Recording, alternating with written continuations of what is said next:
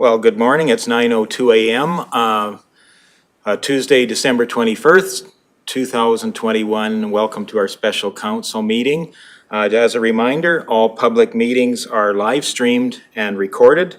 Any verbal or written information provided may be included in public documents as per the Freedom of Information and Protection of Privacy Act, FOIP 40-1.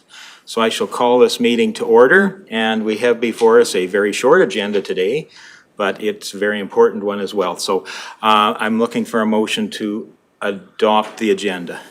Councillor Melhoff, all those in favor? And that's carried.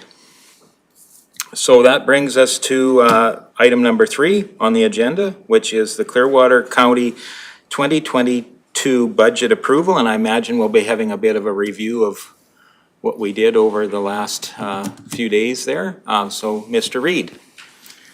Certainly, Council. Thank you, Reid Vlahid and Council. Very, very short preamble this morning. Just a reminder that, yes, over the course of the last 2 months and the last week in particular, Council has really immersed themselves in understanding what it is the operation is and what it takes to fund that operation. And I will say that in my experience, the work that you all did, especially last week, is exemplary work on behalf of sort of the governance side of this kind of an organization. So I do extend my thanks to you all for your excellent questions last week and for your continued diligence on behalf of the residents. Having said all of that, the only thing that I want to start the meeting off with is the recommendation. And so the recommendation from staff is that Council adopts Clearwater County's 4-year financial plan, 10-year capital plan, including the 2022 operating and capital budgets, and that includes operating revenues of 54 million and change, operating expenses of 63 million and change, including amortization, and using nearly $2 million of restricted funds, capital revenue of almost 17 million, and capital expenses of 52 million and change, using 27 million of restricted funds for capital as presented. And I didn't read all the decimals because they're written down. That the motion that you see before you, should you choose to move it and accept it, is what you'll actually be moving. But I could easily have mumbled several commas and decimal points. So this way is better. It's more accurate. And with that, I'm not sure if Director Hagan wants to speak, but Ms. Serhan is going to guide us through the last step of a very long process that, again, I send my thanks on behalf of staff and the residents to all of you for your hard work. Ms. Serhan. Thank you. Good morning. Morning. It's my pleasure to present the following as your balanced operating and capital budgets. Great job over the last week in particular. Operating revenues of 54,502,641. Operating expenses of 63,022,071, including amortization and utilizing restricted funds for operations in the amount of 1,894,825. And then the capital revenues and capital expenditures and what is being drawn from the restricted surplus. Once we add back in the non-cash items of amortization to fund the deficits in both operating and capital, it leaves a budgeted surplus of 5,539,632 to fund the restricted surplus transfers of 5,139,100 and principal debt repayments of 400,532. Maybe I'm just going to pause here for a moment just to talk about that budgeted surplus a little bit. So this is again what we talked about last week, that Clearwater County does budget a surplus so that funds can be moved into those restricted surplus funds. And you can see that there's definitely more funds going out in 2022 than are going in. But that doesn't change the budgeted surplus amount for the operations for that 5,539,000. So 2021 has been another challenging year with life circumstances bringing on challenges of its own. The results of the election in October, as you well know, brought many new faces to this table. Not having the benefit of the discussion and reasoning on decisions that have been made in the past brought a whole new set of challenges for most of you. Now with 2022 fast approaching and life marching on, again, like it doesn't realize we need to catch our breath, we are at a time when decisions need to be made for the year ahead. You all rose to that challenge these past weeks and months, digging in and getting informed. I have heard it said that change has never happened this fast in the past and will never happen this slow in the future. The amount of information you have had to process and the understanding you needed about this community and how it functions is staggering. We truly thank you for your engagement and for putting your community first and understanding the commitment you have made is to ensure Clearwater County is a happy, healthy, thriving community. Past and current council knew that there would be tough times ahead, and Clearwater County is fortunately poised to weather whatever comes next with less bumps than most. I'm not making light of the challenges we have faced or the ones yet to come. On the contrary, I'm saying that we are very fortunate to have had the forward-thinking, conservative planning, and concerned individuals that made decisions in the past. Although council has made the decision to draw on the tax rate stabilization fund to keep tax revenue steady for yet another year, it is the decision that keeps the best interests of Clearwater County ratepayers in mind.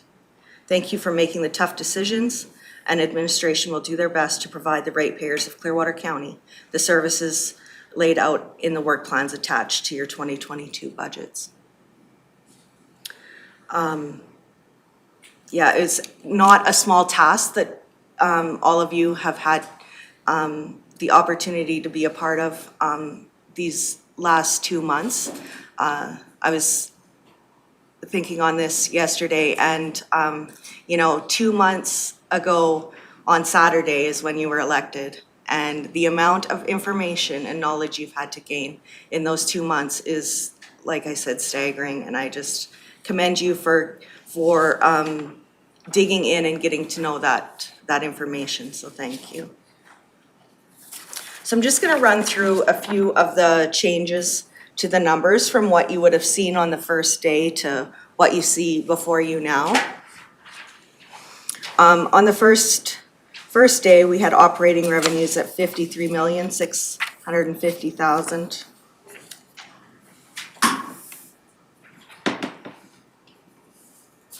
And $4, and that has increased to $54,502, $641.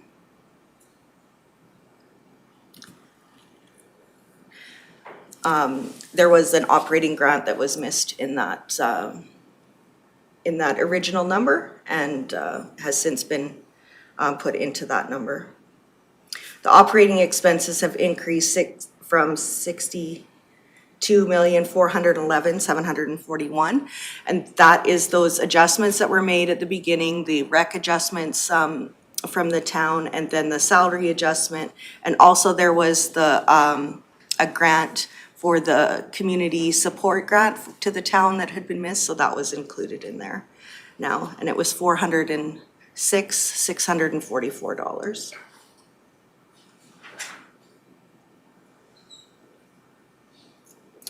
Restricted funds used for operations was $352,000 and is now moved to $1,894,825. That's the balance that is taken out of the tax rate stabilization to fund the end deficit.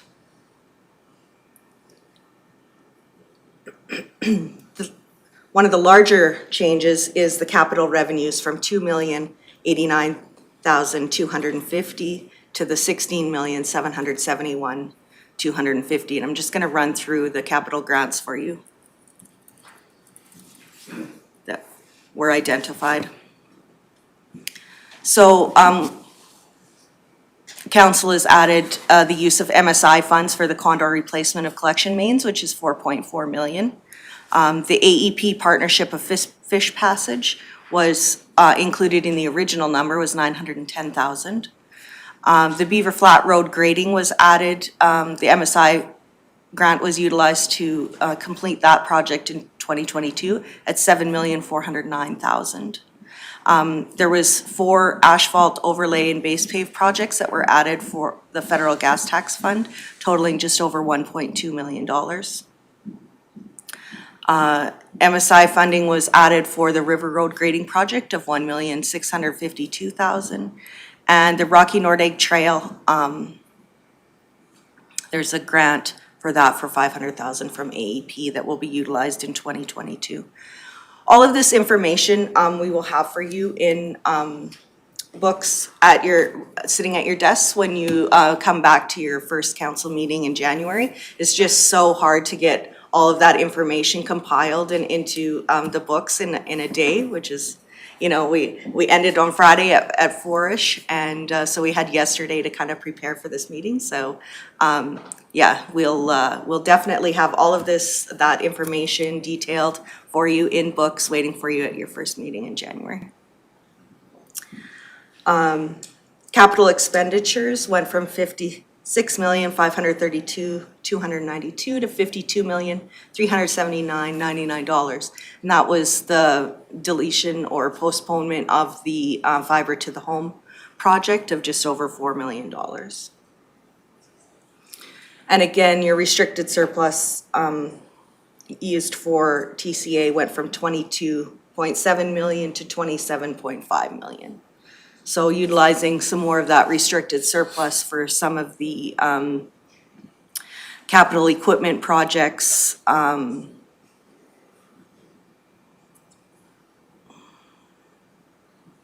Just want to see which ones we added here, sorry. Some of the wastewater projects in Nordegg and the Leslieville curb and gutter and lift station and replacement of priority mains is now coming out of restricted surplus, as well as the erosion control on the James River Road. So significant changes in there. So you'll see your deficiency went from 40 million net deficiency to 14. So, and then the amortization stayed the same, the debt payment stayed the same. And there was a slight change in the restricted surplus designated for future use, and that was, there was a small change to the GIS restricted surplus moving,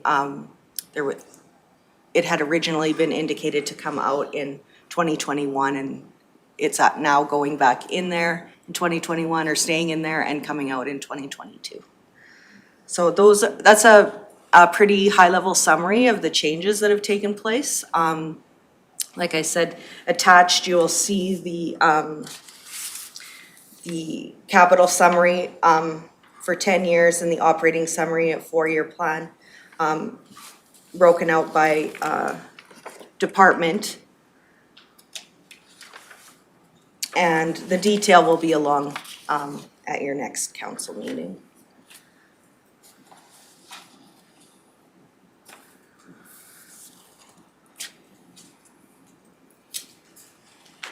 Is there any questions or anything else you'd like me to delve into a little further? Councillor Milhoff. Thank you, Reeve. More just a point of clarity. My understanding was that we were approving a 1-year budget, which is why I didn't ask as many questions about subsequent years. Right. But it's saying here that we're adopting the 4-year plan. Sure, And I didn't ask very many questions post No, that- 2022. Yeah. I'm feeling at a loss. No, I'll explain that a little better. Thank you. You are approving spending authority for the budgets for 2022, and that is all. The financial plan is just the projections for 2023, 24, and 25, and operating in the 10-year plan and capital summary. That is legislated in the MGA that we have to have those financial plans, but it does not give staff any spending authority in those years. There are some grants that require these plans to be approved, so that is why we ask for a formal approval of the 10-year plan and the 4-year plan, but rest assured you're only adopting the 2022 budgets today. Thank you for the clarity. Can I have Yeah. a follow-up? Absolutely. Thank you. Is there any leeway then for 2023 and subsequent years, like any percentage change? Like, let's say we completely redid 2023, 2020, like, is there any percentage that we can or cannot manipulate those years? No, those can be completely started from zero or scratch again and. Not that I want you to do that. I don't want you to think that I'm making you go and do it all over again. I don't want you to think that either. I just was curious. No, it's just, yeah, for sure. We start, like Director Hagan had explained during the budget deliberations, we don't start at zero necessarily because that entails more work, but we do analyze each program, or the directors do, and make sure that they're presenting the costs associated with the programs that council requires. Thank you. You're welcome. And Councillor Ratcliffe. Thank you, Reeve Lougheed. As I'm trying to follow these numbers, it seems as though the capital and operating budgets add up to about 115 million. Could be.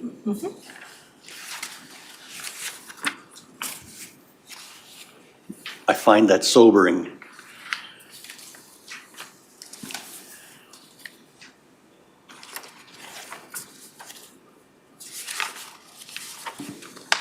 I have a follow-up question. Oh, sure, absolutely. Sorry. And Mr. Reed, I know your light's on, I don't know. I'm certainly fine with it. Okay. So my other question is the current status of our reserves.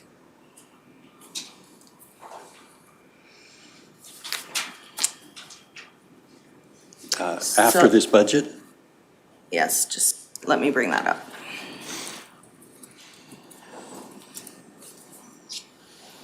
Oh, Mr. Reed. Perhaps as Ms. Serhan brings that up, I did want to just remind council and the viewers listening or watching at home, the difference between a budget and a plan. And I think we don't want to slip over that really quickly.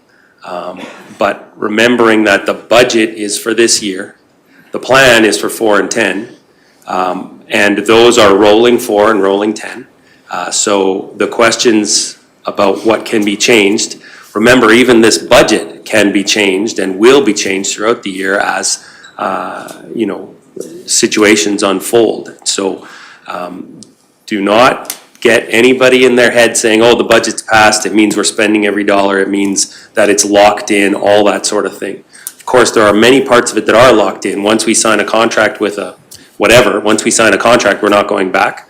But you will have the opportunity to, through the proper process, make changes as needed. But remember the difference between a budget and planning, okay?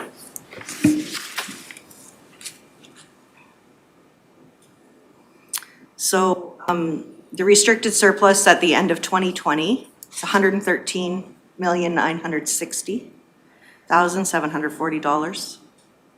At the projected balance at the end of 2021 is $101,005,582. And then at the end of 2022, it's projected to be $76,677,771. And of course, I will have that summary for you in the books, along with all of the details in the transactions. Like I had that document for you last week with all the transactions that are coming out in 2022 and 2021 and 2022. That I will be updating that document and including that in your books so that you can see what transactions are happening to take those reserve balances down to that amount.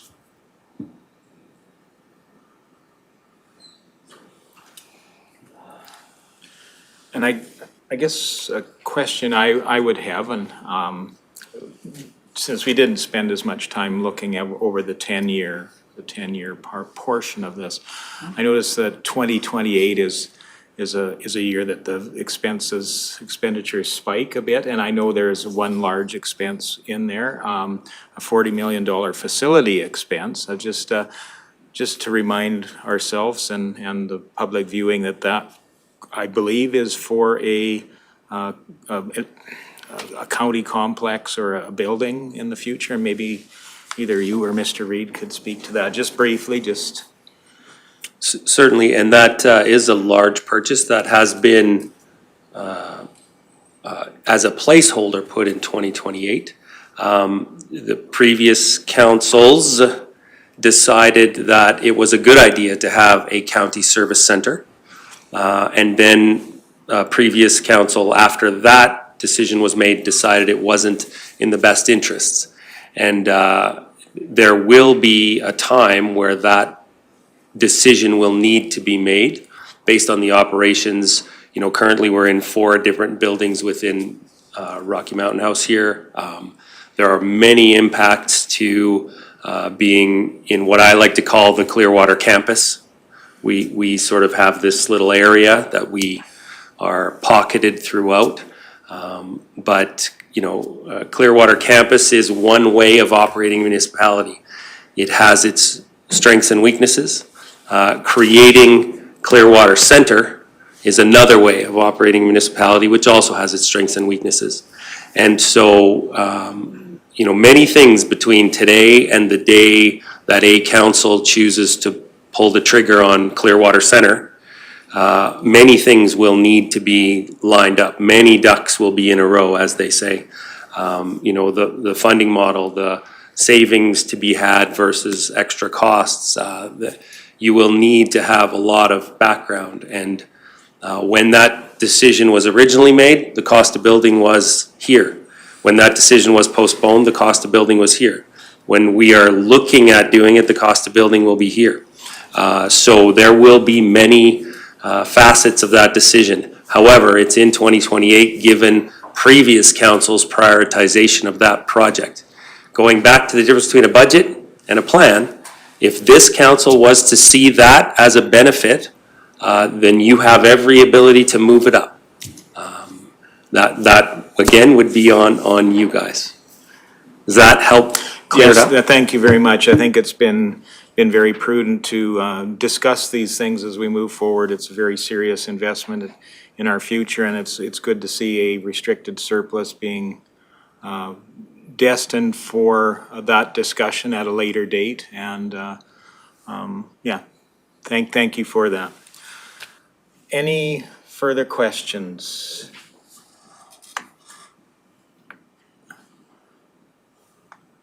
Councillor Swanson. I'm prepared to make the motion if no one. Okay, that. Okay. Okay, Mr. Ratcliffe. Sorry. Just remembering that making the motion Yes, doesn't pass sure, the motion, sure, right? that's absolutely. We love a system where a motion gets made and then that gets discussed, but. And as do I. I will go with Councillor Swanson first, and then we'll come back with the discussion around the motion. Okay, so I will make the motion that council adopts the Clearwater County 4-year financial plan, 10-year capital plan, including the 2022 operating capital budgets that includes operating revenues of $54,502,641 and operating expenses of $63,022,071, including amortization, using $1,894,825 of restricted funds for the operations, capital revenue of $16,771,250 for capital and, capital revenue, and for capital expenses of $52,379,099, using $27,572,086 of restricted funds for capital as presented. Thank you for that. Further discussion? Councillor Ratcliffe. I'm having trouble coming to terms with the magnitude of this.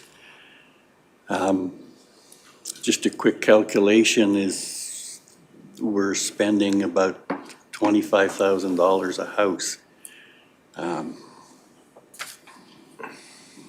in the county.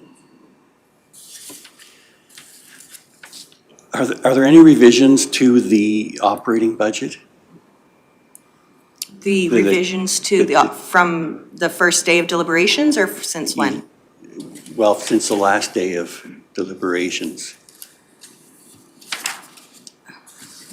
I'm just looking at the operating summary here for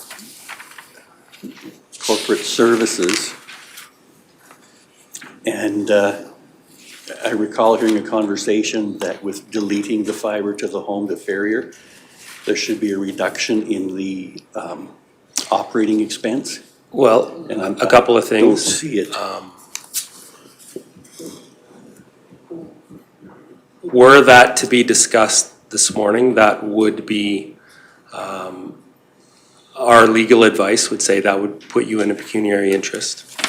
So we can't discuss that with you in the room. But secondly, as far as the operating budget goes, council did not identify any service level reductions. And so there were no major changes to the staffing levels or the overall operating budget, equipment in use, in that way. The budget as presented is, especially the capital budget, is supported by the operating budget as presented and as council worked through. Removing one capital project, regardless of whatever the name of that capital project is, would not change the operating budget. If council were to remove, let's say the paving program in its entirety, that may affect our staffing levels. But even that, we still have the existing inventory of paving. And that leads me to just a quick counterpoint to the $12,000 or $25,000 per home, an interesting metric. What about the interesting metric of how many dollars per paved kilometer? How many dollars per gravel kilometer? How many dollars per resident? How many dollars per service area? There are many metrics that we would want to consider before we go to one such as per household. We are very lucky in the sense that our households are not carrying the bulk of that quote-unquote bill, and our industry will benefit from the bulk of that quote-unquote work. So it is, as Ms. Serhan said, a balanced budget according to the service priorities that council, agreed to and agreed not to reduce, and therefore the budget, it doesn't change by removing one, of the many capital projects. Does that help? No. Ms. Serhan? Yeah, I just wanted to clarify the $25,000 per resident. So that is, or per home, that's a statistic that I don't like to use because it's not just homes contributing to that purse. There's quite a dynamic of how tax revenue is collected, and one of them is that residents pay about between 8 and 10% of your total tax revenue. So industry covers about 90% of that. So if you're looking at how many of those dollars the residents are contributing to that $25,000, if you're looking at about a 10%, that's $2,500. Thank you for that. It's always been interesting to me to understand where our tax dollars do come from and the value our communities receive from not only their contribution, but from industry as well. It really allows us to have a very enviable service level here without it impacting our residents to the fullest extent of what those services would cost if they bore the full burden. So thank you for that. Further discussion? Mr. Ratcliffe. Thank you, Reid Lougheed. We, as council, are custodians of the county here for the next 4 years. I have to say I'm proud of the way that staff and council came together last week to go through this budget. I'm impressed with the capability and knowledge shown by directors. As I said already, I do have some concerns. This is a large capital budget particularly for a mostly new council. We can't keep raiding reserves to balance the budget, where, you know, we've taken a 25% reduction, maybe more than. Yes, less than 10% of revenues come from property tax, and we're depending on the shrinking energy revenues to provide municipal services, and this just isn't sustainable. The broadband project concerns me the most. Too little is known about the end deliverables or costs. The business plan is now pushed off to next year. An upper cost limit of well over $100 million has been suggested. And during the election campaign, no one felt that was acceptable of all the people I talked to. This budget adds about another $5 million, bringing total expenditures to around $15 million on broadband. In the corporate world, if you spent a fraction of this amount without presenting a clear plan, you'd have been tossed out of the window of the 32nd floor. Like others here on council, one of the things I campaigned on was accountability. And this project resists being accountable. If I may, Mr. Ratcliffe, we are not at liberty to continue this discussion. Okay, I'm winding up. Sorry? I'm winding up. It's troubled my integrity over the weekend, so I polled some of the constituents. There's no greater supporter of broadband in this county than me, rural broadband. I cannot in good conscience support this budget. Okay, thank you for that.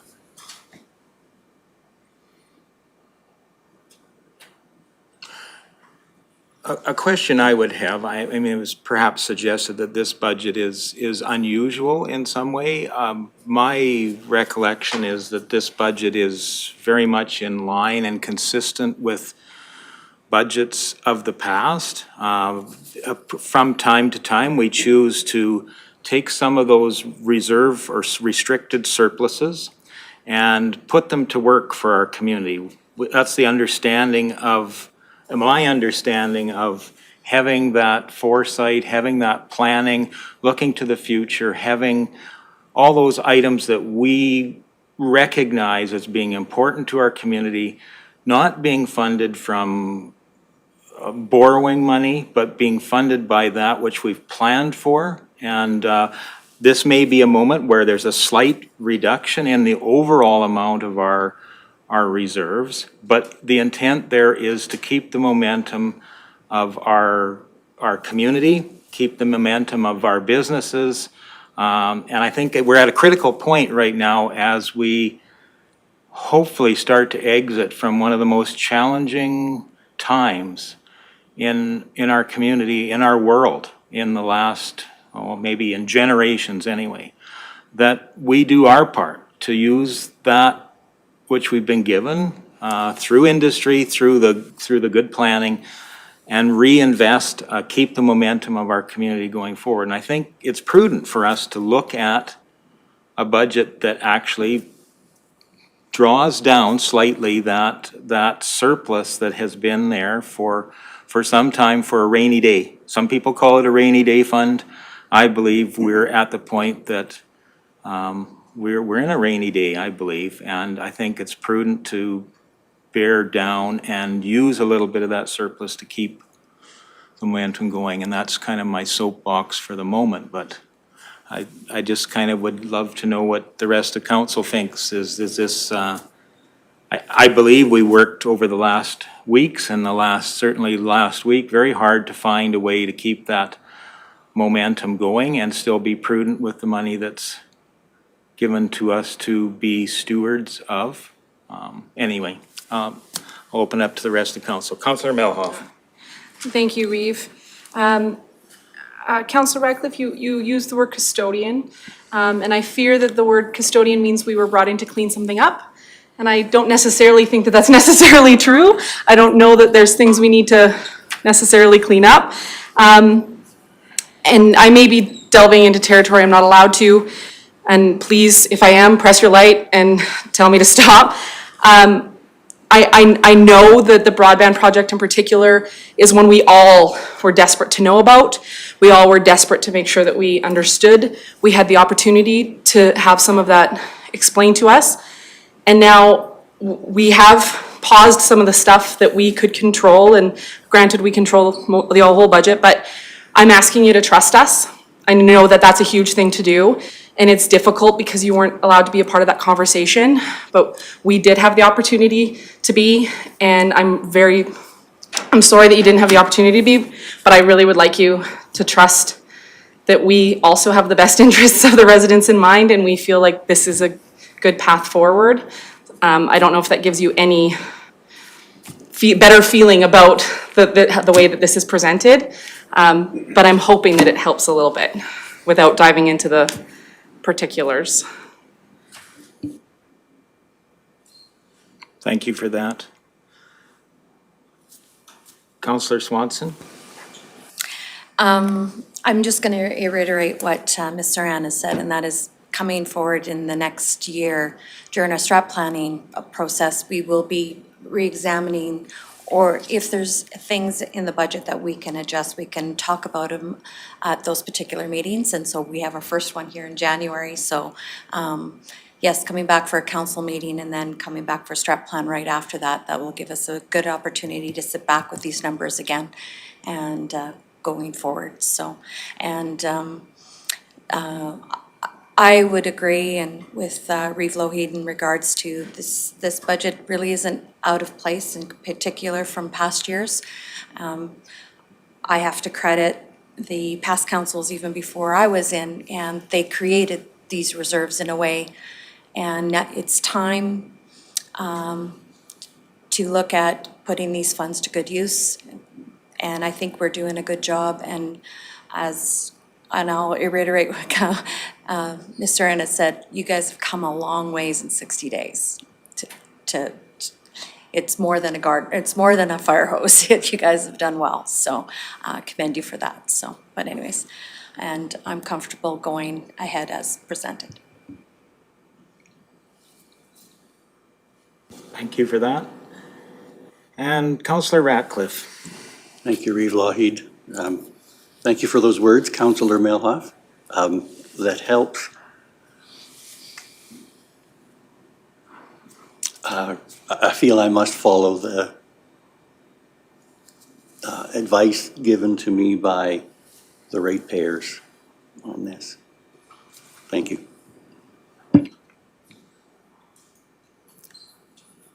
Thank you for that. I can understand the difficulty not feeling that you're able to fully participate in all the decisions of council. And ultimately, for me, it's very difficult to not include everybody in that discussion.